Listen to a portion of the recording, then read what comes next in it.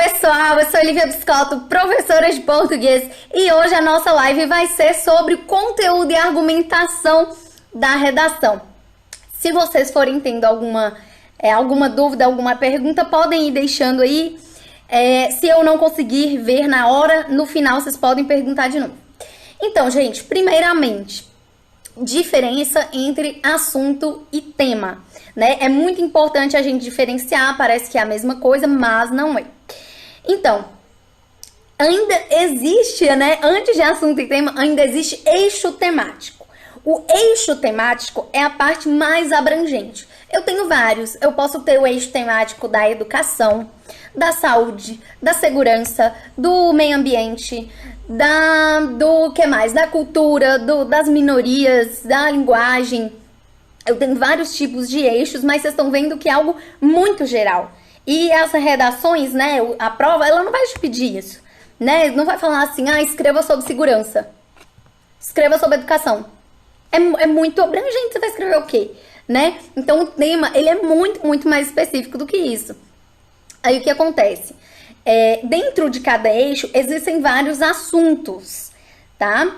E o assunto, ele é mais restrito, só que ele ainda é um pouco abrangente. Então, se eu falar, né, dentro do tema segurança, se eu falar de segurança pública, né, de polícia, eu estou já retomando, eu já estou definindo um assunto. Se eu estou falando lá de saúde, um eixo temático de saúde, aí eu resolvo limitar o assunto de obesidade.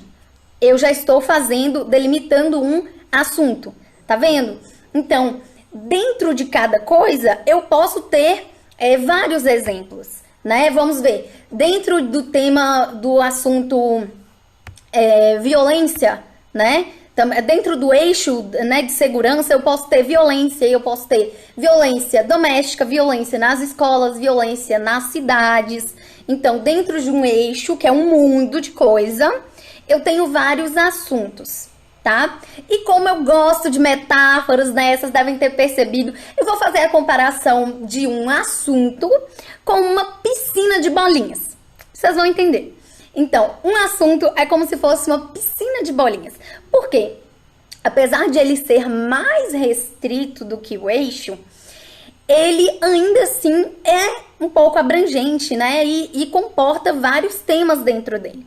O tema que é realmente o mais específico e como é o tema que vai aparecer na sua prova, é que você precisa prestar bastante atenção em todas as palavras-chave que aparecem no tema, né? Em todas aquelas palavras mais importantes do tema. Então, pessoal, olha, dentro do tema, por exemplo, eu tenho lá um eixo de violência. Eu tenho lá, dentro de violência, eu tenho o assunto violência na cidade. E dentro desse assunto, eu posso ter a violência no centro, eu posso ter a violência na periferia, eu posso ter a perspectiva de viver em um condomínio fechado. Então, eu posso ter coisas assim muito específicas. Eu vou dar exemplos de alguns temas aí de redação, alguns temas que já caíram, pra gente poder ver assim como que as coisas conseguem ser tão específicas, tá? Eu peguei três exemplos, eu acho, deixa eu pensar aqui, olha. O tema, já caiu o tema da Polícia Militar de São Paulo. O tema foi assim, é justo punir, foi uma pergunta, né? Às vezes o tema aparece como pergunta. É justo punir os times de futebol, né, por atos homofóbicos, né, da torcida? Olha pra você ver. Então, qual é o eixo temático? Nós temos o eixo do preconceito, né? Um eixo de violência, enfim, de um preconceito. Dentro do assunto eu tenho o quê? Dentro de preconceito eu tenho homofobia. O assunto é homofobia, já é um pouco mais restrito. Mas você não pode falar só sobre homofobia em geral. O que é mais específico que isso? O que é o tema? Está falando dos atos homofóbicos nos estádios. Então, olha como que ficou, né? Uma coisa assim bem específica mesmo. Aí já teve um tema que caiu na Polícia Militar de Minas Gerais. um tema assim, o uso das mídias sociais pela polícia militar para a segurança pública, né? A utilidade do uso das mídias sociais, né, pela polícia militar para a segurança pública. Olha só como que é específico isso, tá? Então, se você fizer algo muito abrangente, você vai errar mesmo, tá? E olha só, o eixo disso é o que então? Segurança. O assunto, tô falando da atuação da polícia. Mas e o tema? Tô falando da atuação da polícia junto com a mídia social, o uso da mídia social, certo? Então, é muito importante a gente ter esse cuidado de ver todos os aspectos, porque senão nós podemos acabar correndo o risco mesmo de fugir, de tangenciar o tema. Então, a diferença de assunto e tema é essa. O assunto, ele é mais geral e o tema, ele é bem mais específico. Tá bom. E qual é a diferença? Vocês devem ter ouvido também, né? Se você se prepara para algum vestibular, sei lá, concurso, qualquer tipo de prova, você já deve ter ouvido falar sobre o fuga ao tema e tangenciamento do tema. Bom, a fuga ao tema, galera, você deve correr dela, assim, você não pode fazer. Por quê? Porque zera a sua redação, zera, sabe? Você pode escrever lá 30 linhas e tira 0. Então, como você pode prevenir isso? Lendo com atenção o tema, né? Prestando atenção e sublinhando, destacando, circulando, enfim, você faz o que você quiser, bota, né? Enfim, destaca as palavras-chave do tema para você não se perder, tá? As palavras mais importantes, não é uma palavra só. Mas então, voltando, né? Eu citei, mas eu ainda não expliquei que o assunto é como se fosse uma piscina de bolinhas. E os temas, né, são as bolinhas que estão ali na piscina de bolinhas, tá? Os temas são as coisas mais específicas, né, que eu comentei aqui com vocês. Mas, então, o tangenciamento, vamos pensar o que é fuga, o que é tangenciamento. A fuga é quando você escreve algo que não tem nada a ver com o tema, ou quase nada a ver, sabe? Ou quando tá fora do eixo, ou fora do assunto, né? Fora do eixo seria o quê? Se o eixo é educação e você, sei lá, escreve sobre, sei lá, saúde, né? Então você tá fora do eixo. Não é exatamente isso. Se o tema tá no eixo temático, né, de violência e você escreve sobre linguagem e comunicação, você tá fora do eixo. Mas talvez você esteja até mais ou menos, você tá dentro daquele eixo temático, mas não tá exatamente no assunto. Então, eu te peço para falar sobre, no caso de violência, eu te peço para falar sobre bullying, que é uma violência nas escolas, e você fala sobre a violência entre marido e mulher, e vai falar da Lei Maria da Penha, por exemplo. Então, você tá dentro de violência, mas você tá em caminhos separados.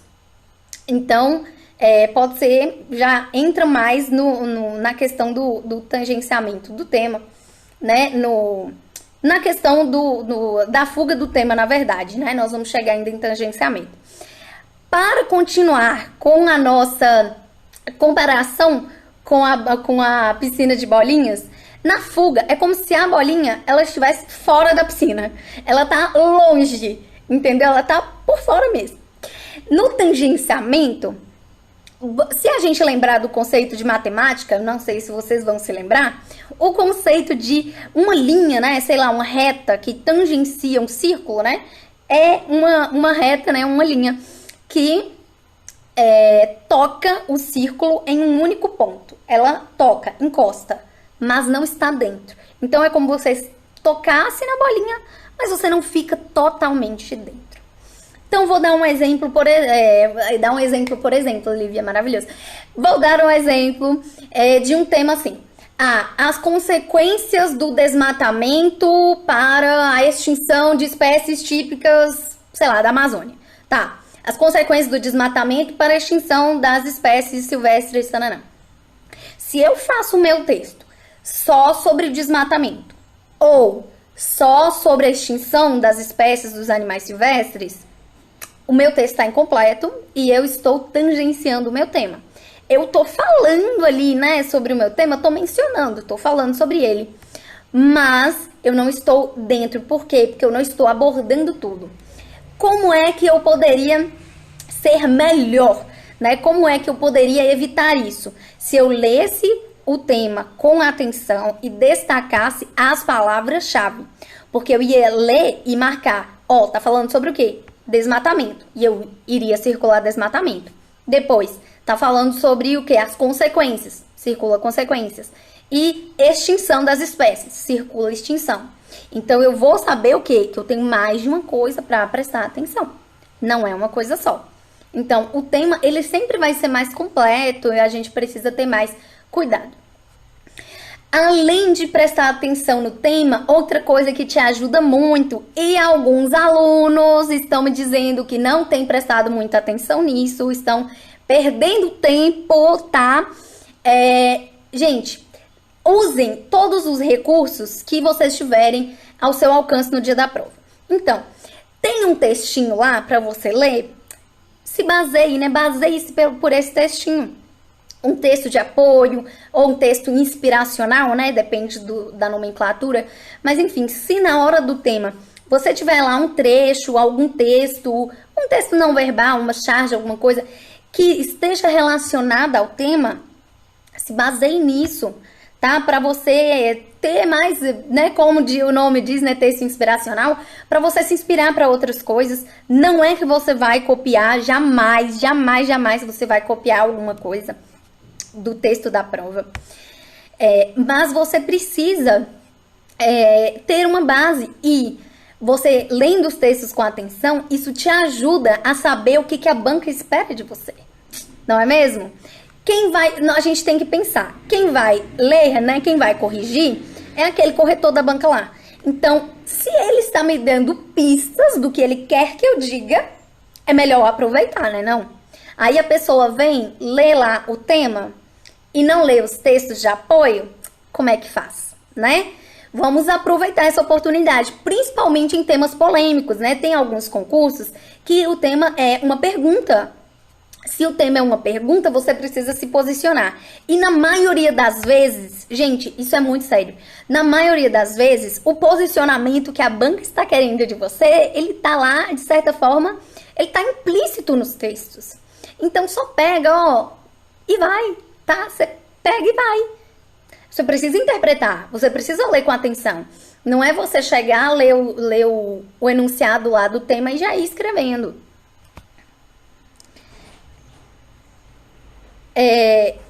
Maicon, como é uma redação do tipo estudo de caso?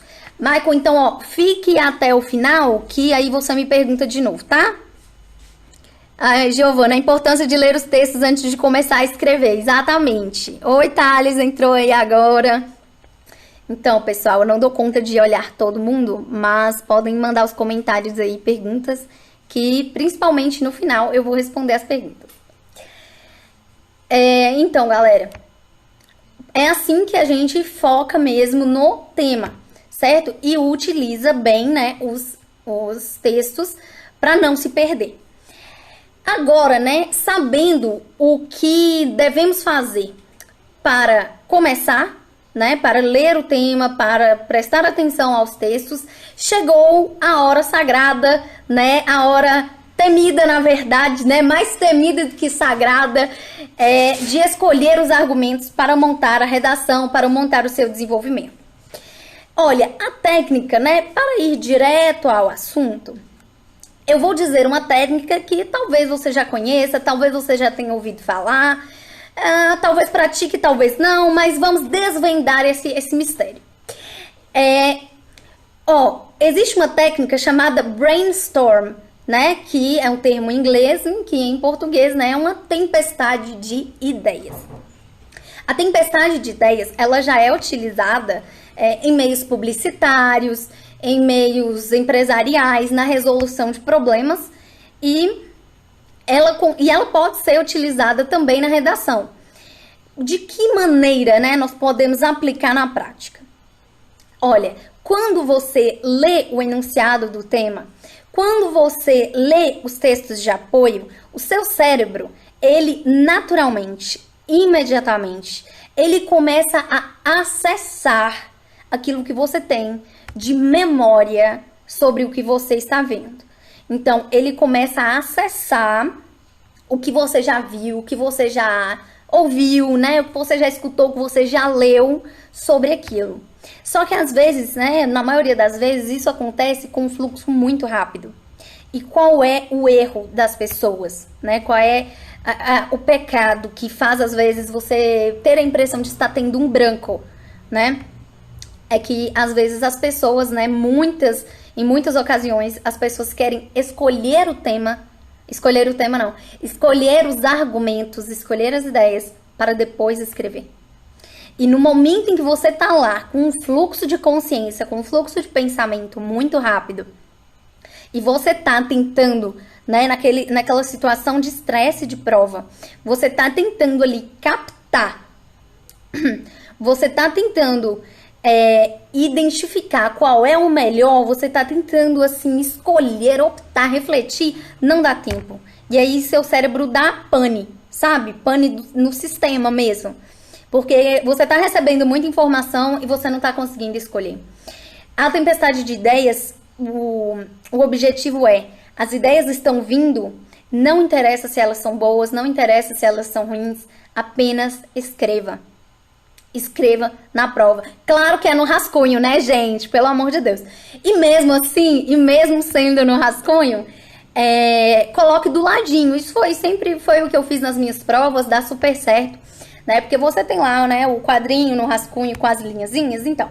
Aí, no quadrado, assim, nas bordas, né, na verdade, o nome correto é bordas. Nas bordas, você coloca lá pequenininho alguns tópicos, algumas palavras que vão poder te fazer lembrar daquilo que você está pensando no momento, né? Se você lembrou de uma coisa, outra, se você lembrou de 10 coisas quando você lê o tema, antes de você refletir assim, será qual que é a melhor? Não reflita, escreva os tópicos, escreva as palavras de forma resumida para você dar conta. Vai escrevendo, vai rabiscando assim as bordas do seu rascunho, tá? Do rascunho, pelo amor de Deus. E aí, depois que você escrever, né, desse fluxo rápido de consciência, depois disso é que você vai selecionar quais que são as ideias melhores, tá? Depois dessa primeira etapa. Eu vou dar também um exemplo aqui pra gente ver como que isso poderia acontecer. E antes, né, eu acho que um bom exemplo para a gente falar sobre isso, pensando no tema do meio ambiente. Foi um tema que eu pensei aqui. E que, na verdade, me fez lembrar de um tema que já caiu do agente penitenciário de Minas Gerais, que era sobre a poluição do ar. Né? Era algo assim, era uma pergunta também. Se continuarmos a poluir o ar, né, o que restará do nosso planeta? Essa foi uma questão proposta aí para agente penitenciário de Minas Gerais também há um tempo. E aí, vamos analisar. O eixo é o quê? O eixo meio ambiente. O assunto, poluição. O tema, as consequências da poluição do ar. Aí a gente já viu o tema. Mas agora eu vou refletir com vocês sobre essa técnica, sobre essa prática da tempestade de ideias aplicada a um tema, por exemplo, o descarte de lixo... Não, os problemas do descarte de lixo no Brasil. Pronto. Oi, Maicon. Oi, Gabriela. Oi, Diego. Tudo bem? Então, vamos lá. Vamos pegar a tempestade de ideias aplicada ao tema os problemas do descarte de lixo no Brasil. Então, o que eu teria que fazer, né? Ler isso, ler os textos de apoio da prova e circular, né, ou destacar de alguma forma, sublinhar as palavras-chave que são as mais importantes. Então, eu ia ter que colocar, né, descarte, lixo e Brasil, né, porque ainda tem a parte do Brasil. Eu tô recortando o que é o contexto nacional, não tô falando do mundo todo. Em muitos temas isso aparece, né, de forma implícita ou explícita. Então, nesse tema eu tô pensando aí na ideia de Brasil. e o descarte, né, inadequado, os problemas do descarte inadequado de lixo. Então, com isso, eu não estou pensando, se eu estou falando em descarte de lixo, eu estou pensando em resíduos sólidos, tá? A gente tem que ter essa clareza. Eu não estou falando de poluição do ar, por exemplo, tá? Eu não estou falando sobre a poluição com foco mesmo em, sei lá, assoreamento dos rios, né? Eu estou falando do descarte de coisas, de resíduos sólidos. E aí, eu posso pensar, vamos pensar que eu tô lá na prova, naquela situação de estresse, eu leio esse tema, e eu vou lembrando de tudo, eu vou naquela ansiedade, sabe? Eu lembro de tudo, eu lembro de quê? De lixo das fábricas, de lixo das lojas, de lixo doméstico, de lixo nos rios, de lixo no mar, lembro de canudinho, lembro de tartaruga, lembro de sacola plástica, lembro de ecobag, né, daquelas sacolas ecológicas, eu lembro de coleta seletiva, eu lembro de lixo orgânico, eu lembro de, enfim, quantas coisas eu falei, enfim, eu falei muitas coisas, né, sei lá, garrafa PET, embalagem, sei lá, eu posso lembrar naquele momento ali de prova de uma vez que eu tava no supermercado e vi um refil pra shampoo, um refil pra hidratante, aí eu penso, poxa, é verdade, na minha vida eu já vi embalagens com refil, pra eu não precisar ficar jogando tanto plástico fora, enfim, então você consegue naquele momento relacionar o que você viveu, mas antes da ideia ir embora, você precisa colocar os tópicos, né? Anotar os tópicos assim rapidinho, só umas palavras soltas ao redor ali na borda da sua página do rascunho, né? E aí, depois que eu alinhei, eu não consigo, né? Eu não vou conseguir falar de tudo, né? Da fábrica e consumismo, mais da tartaruga e do sei o que, da sacola plástica. É muita coisa para eu falar, né? E enchente, né? Que a sacola da enchente, o canudo vai na tartaruga e a sacola do supermercado. Eu tenho que selecionar. Então, pensando aqui, eu tiraria o lixo produzido pelas fábricas, eu tiraria a questão do mar e do rio, eu tiraria a questão de, sei lá, não vou falar de isopor, de papelão, eu vou escolher o quê? Plástico, sacola, uma coisa mais assim do dia a dia. E usando a técnica, gente, já vamos começar a utilizar a técnica, né, que eu ensinei ontem, tá? Na live de ontem. Depois eu vou disponibilizar a live no perfil, acredito que vou disponibilizar de ontem.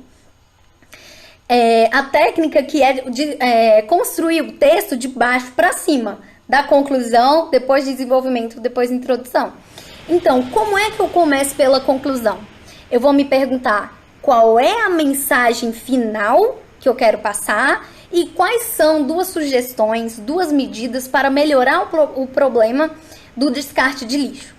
Então, eu posso pensar, uma solução seria a coleta seletiva para reciclagem.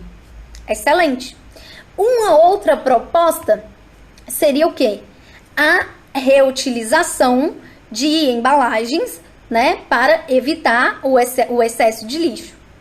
Tá, então pensei, coleta seletiva e reutilização das embalagens. Depois que eu tenho duas propostas, duas sugestões, eu tenho que pensar, né, aí eu já tenho a conclusão, né, aí falta desenvolver, né? E aí eu vou para o meu desenvolvimento, fazendo qual pergunta? Quais são os dois problemas, né, as duas situações reais que vão ser melhoradas com essa sugestão, né? Quais são os problemas relacionados a essas medidas que eu apresentei?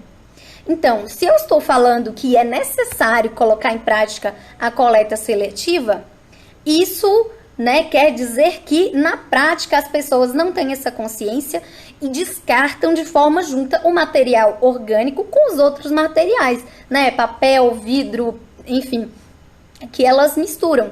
Então, um dos problemas que eu vou citar é a falta de consciência dessas pessoas, o descarte inadequado do lixo todo junto, né, a falta de separação. Depois, se a outra proposta minha, ela vai para a reutilização de materiais, de coisas, eu vou propor então o quê? O que que eu vou criticar no caso? Né? O uso de muitos itens descartáveis, sei lá, pratinhos, talheres descartáveis, eu vou dar alguns exemplos, né? Sacolinhas plásticas, né, principalmente. E aí eu vou elencar os problemas ali no meu desenvolvimento e na conclusão eu vou rebater, pois se eu coloquei no desenvolvimento um problema lá da sacolinha plástica, o que que combate isso? Aí eu vou colocar na conclusão. É a questão das ecobags, né? Na sacola ecológica, sacola reutilizável, né? Enfim, tudo deve estar interligado. Eu pego as propostas que são pertinentes e aí a partir das propostas eu vou refletir sobre os problemas, eu vou construindo o meu desenvolvimento e depois disso eu vou estruturar a minha introdução com aquelas partes que eu falei na live de ontem, né? Que é contextualização, apresentação da situação problema e depois apresentação da tese. E aí a apresentação da tese, que é o ponto de vista, vai ser fácil, por quê? Porque você já decidiu quais são os argumentos que você vai usar. Então, para você vai ficar muito claro como fazer essa introdução. Pessoal, então, alguém tem alguma dúvida sobre essas 3 partes aqui da live? Ah, Giovana, tem como citar uma solução para o problema e não explicar muito? Ótima pergunta, viu? Ótima pergunta, por quê? Inclusive, eu recebi uma pergunta parecida com essa hoje mais cedo, de Matheus. Não sei se Matheus tá aí, Matheus. É o seguinte, existe uma relação, uma diferença, né, entre o Enem e os concursos, né? E até mesmo outros vestibulares, mas principalmente Enem e concursos. O Enem, ele realmente, ele exige, né, para te dar uma nota boa, uma proposta de intervenção, ou seja, soluções que sejam muito detalhadas, muito mesmo. Mas aí, no caso de concursos, nos quais, né, na maioria, a proposta de intervenção, né, as sugestões, elas não são obrigatórias, né, ou seja, elas não estão explícitas no edital, não quer dizer que você precise entrar em muito detalhamento, porque isso não vai ser um critério de correção, né? Todo edital, ele vai ter lá, assim, critério 1, vai analisar, sei lá, estrutura, aspectos, legibilidade, margem, apresentação do texto. Aspecto 2, linguagem formal da língua portuguesa. Aspecto 3, conteúdo. E nos concursos, normalmente, não é um critério obrigatório essa questão da proposta de intervenção. Então, é por isso que não é exigido um nível tão alto de detalhamento. Ela precisa ser coerente com a sua argumentação, né? Ela precisa estar em harmonia aí com as suas ideias, não pode ser algo contraditório, mas não precisa se aprofundar tanto também. Então, essas 3 primeiras partes são teóricas e agora, né, na última parte da live, eu queria dizer para vocês, né, que até agora eu venho trabalhando apenas com aulas particulares e correções individuais de redação. E a partir de agora, né, eu vou começar a trabalhar também com mentorias de redação para pequenos grupos. Então, galera, muito obrigada por estarem comigo até aqui. Wagner, ai que bom, ajudou muito essa explicação, muito bom mesmo. Então, oi Fred, Maria Fernanda, muito obrigada, gente, por assistirem até aqui. Beijo, gente, então, ó, obrigada.